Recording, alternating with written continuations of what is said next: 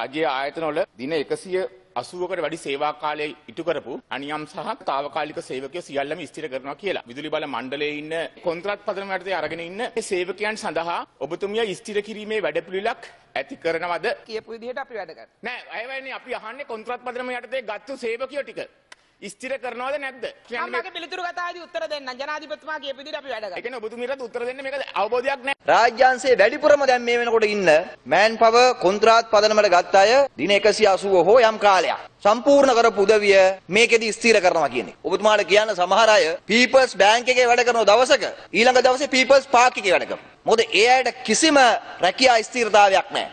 අපි පිළිගන්නවා මෑන් පවර් සමාගම් වලට නීති රීති එන්න ඕනේ කියලා. රජයේ කම්කරුවන් හැටියට ඉන්න අය සියලු දෙනාම ස්ථිර කරනවා මේ අයවැය ලේඛනෙන්. මෑන් පවර් කම්පැනි වලින් නොවන ඒ ආයතන වලින්ම ගත්ත අය ඉන්නවා. විදුලි බල මණ්ඩලය ගත්තොත් එimhe විදුලි බල මණ්ඩලය අරන් තියෙන කෙලිම විදුලි බල මණ්ඩලෙන්ම කොන්ත්‍රාත් පදනමකට ගත්තා. විදුලි බල මණ්ඩලෙන් කොන්ත්‍රාත් පදනම ගත්තා නම් මේ අයවැය ලේඛනයේ යෝජනා අනුව සියලු දෙනාම ස්ථිර කරන්න ඕනේ. මෑන් පවර් සමාගම් වල ප්‍රශ්නයක් තියෙනවා. ඒක තමයි අපි එදා තමුන්නාන්සලට යෝජනා කරේ. මේකට අපි උපදේශක කාරක සභාව එකතු වෙලා කෙටුම්පතක් හදලා ඒකට අවශ්‍ය කටයුතු කරන්න. ඒ වගේම කම්කරු උසාවියේ නඩු කොච්චර කාලයක් ඇදෙනවද? සේවකයෙක් අස් කරාම ගෙදර දොරට ආදායමක් නැහැනේ. කම්කරු උසාවියේ නඩුව කල් දාන්න දැන් නීතිඥයෝ පිරීලා එතන. අපිට කමක් නැහැ නීතිඥයෝ ඇවිල්ලා තර්ක කරාට. නීතිඥයන්ට sir I want another date කියන කතාව නවත්තන්න ඇමතිතුමනි. නඩුව ඉක්මනින් ඉවර කරන්න. ගෙවන දෙයක් ගෙවන්න. රුපියල් 10,000ක් පරි වැඩි කරනවායි කියලා ඉල්ලීමක් කරපුවාම ඒක වහාම ක්‍රියාත්මක කරන්න ජනවාරි 1 වෙනිදා ඉඳලා තමුන්නාන්සලා ගන්න ක්‍රියාමාර්ගය මොකද්ද?